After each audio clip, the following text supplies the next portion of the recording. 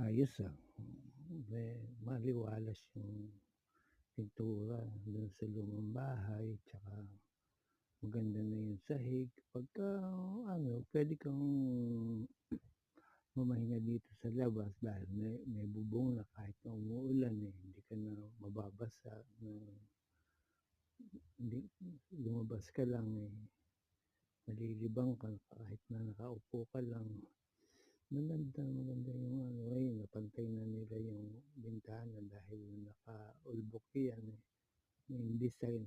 Kaya ngayon pantay na. Sana naanuhan din nila, ina-enggalan din nila na parang arko yung isang bahay.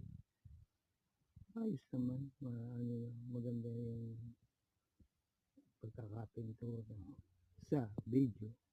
Ewan ko lang kung sa personal makinis. Malalaman pagka nauwi, maganda na. Kaya ready na para kay Bia pag-uwi.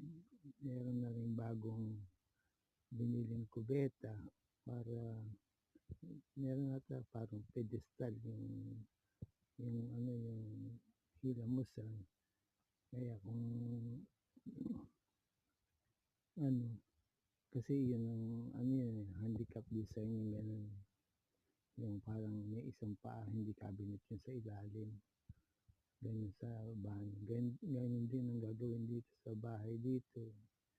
Lalagyan ng ano, yung may isang paa lang yung lababo. May uso dyan sa atin, parang nakahang yung lababo. Pero dito ang uso, yung may cabinet sa ilalim ng lababo ng banyo. Ewan ko, sabi ni Anne, maganda raw yung kubeta. Ewan ko, makikita pagka nauwi.